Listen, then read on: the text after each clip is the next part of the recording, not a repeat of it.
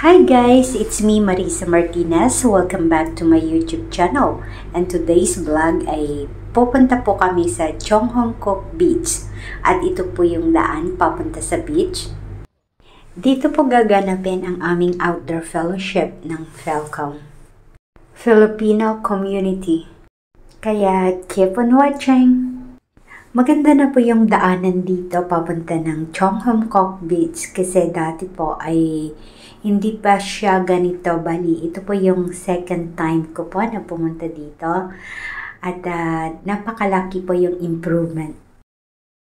Ang ganda po ng view dito kasi parang yung beach po ay nasa baba. Ayan. Kasama ko ang aking kaibigan na si Julie na attend. Nag-church muna kami bago kami pumunta dito. Kaya medyo nahuli na kami kasi yung mga kasama namin ay nandito na sila. Ayan, malapit na po kami sa mismong beach. Ito na po yung bungad papunta doon. Wow, meron pong magandang bulaklak dito. Purple color. Nandito na kami sa beach, kaya hahanapin namin yung aming mga kasama. Yan, ang ganda po. At saka wala pong katao-tao. Kasi dahil siguro malayo siya ng kaunti. Not like Repulse Bay or Deepwater Bay na pagkababa ng bus ay makikita na kaagad. Pero ito pong beach na ito ay kailangan pang bumaba para marating po. At dahil na rin siguro pa winter na kaya kaunti na rin yung mga tao na pumupunta sa beach.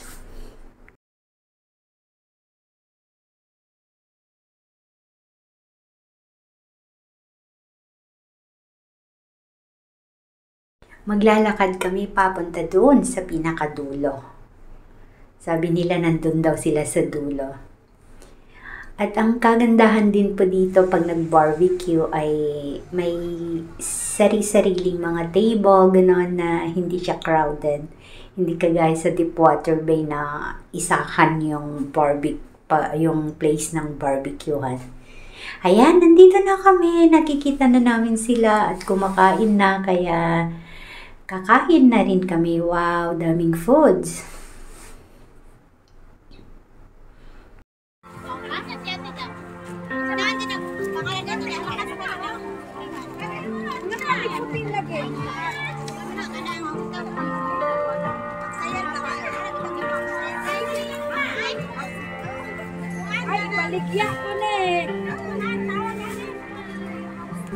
Yan, si Sister Glenn. You are here, moving in Sabi lagi sa kita, benta ko ni 300. worship Okay daw po. May, mag-worship tayo. you are Wala na ka po mo.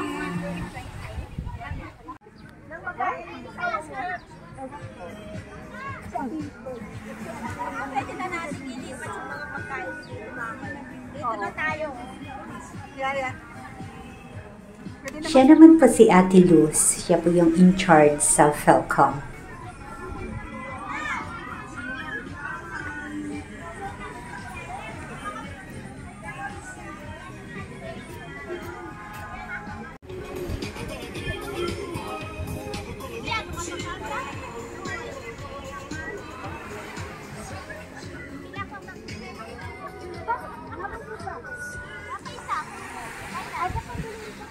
Lagyan mo lang kami yung ano. Dito ka, papalitan lang mo nila. 唔怕黑，唔怕高，唔怕你鬧，最怕有 FIP。不過而家唔只有得醫，仲有 One Degree 無敵保障，升級版寵物 CEO Plan，獨家俾你 FIP 額外保額，連 MRI 同 CT 都有得 claim。One Degree 無敵守護，一世照顧。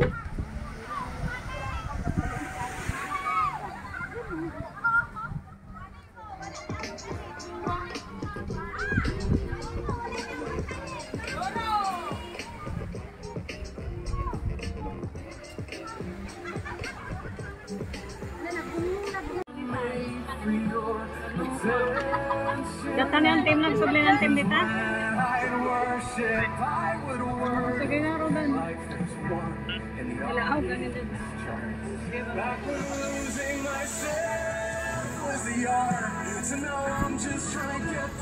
Ako yung kitumawa.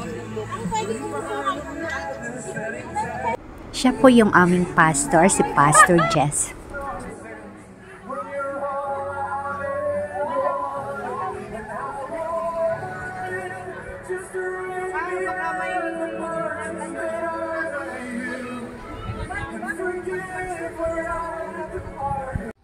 So ngayon po ay time naman po na mag-worship sa Lord. Kahit nandito po tayo sa beach ay kailangan papurihan natin ang Diyos.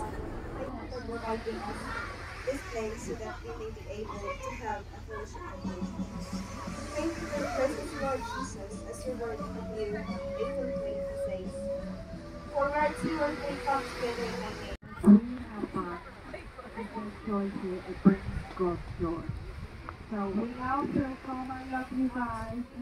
I love you, Pastor!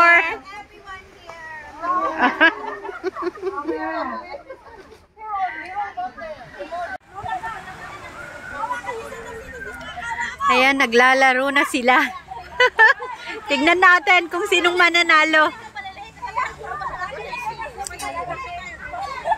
Ayan! Doon ang mananalo.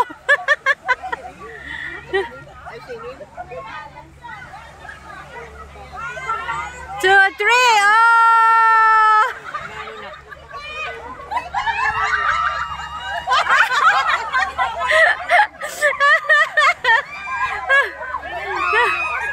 May nanalo na.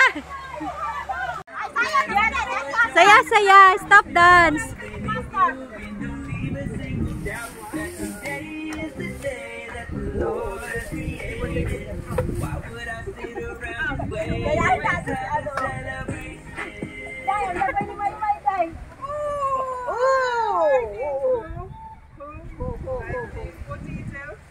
I'm not sure. I think you were moving. Were you?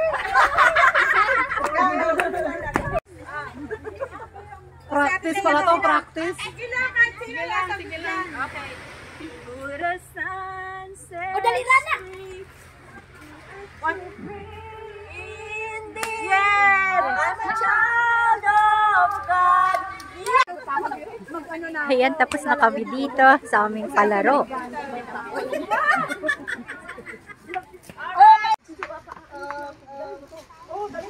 Connecting with yung ano ni Pastor kanina, diba sabi niya sa comments is the joy. Sure doon.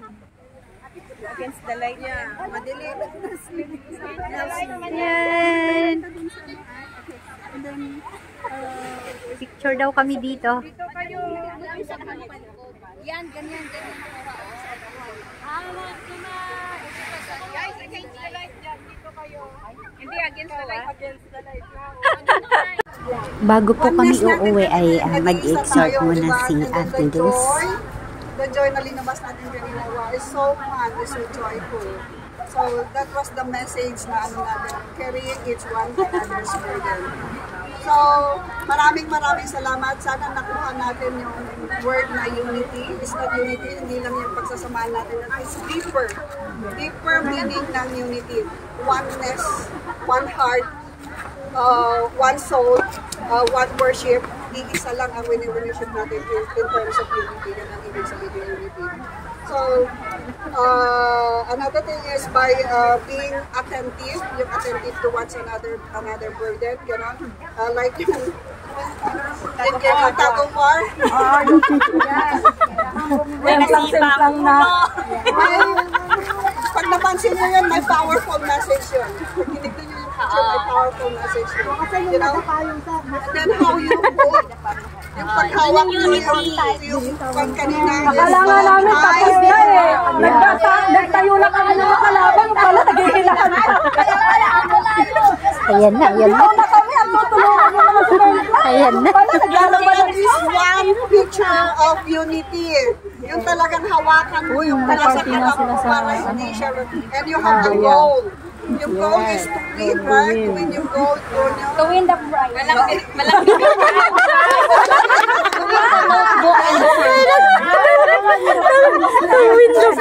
Then the games that we do kanina, hindi alam na isa, sige, tutulungan na sila, nagtutulungan. That is the point of the unity. Yun sana ang ano natin sa Philcom. That is my prayer for Philcom. Philcom, you know what? I-discern natin yung mga challenges na mga kasama natin in order that we can move together. Lahat tayo mag-move. Walang maiiwan. Lahat tayo mag-move. Mag-pursue tayo para sa kingdom of Lord. That is my prayer for Philcom. Yeah, and then I just want to share na i-live out sana natin ang lifestyle and i-model natin ang life with Jesus Christ in our hearts. Not only in our heart, but rin yung actions natin. That is my prayer for Philcom for the next coming 2026. Let's elevate and let's move together. One goal, one desire through the kingdom of heaven. At siya lang ang naano, siya lang. So yes. Amen. Amen. Thank you, Lord. Thank you po. Request na mag-big circle tayo with a chain. With a handle chain. Oh, malaya.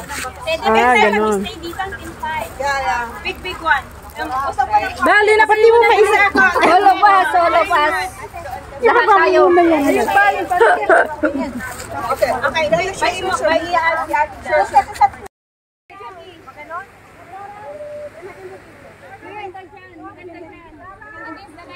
Wow, ang init.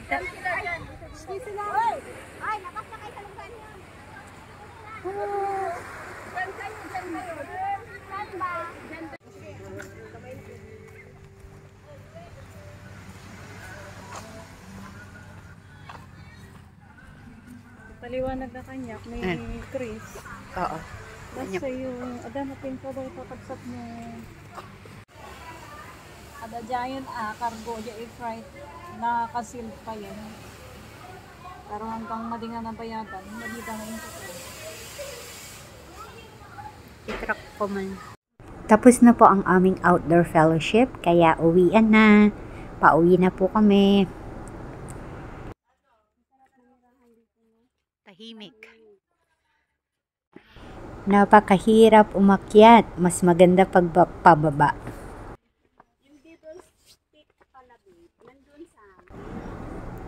Thanks for watching. God bless everyone.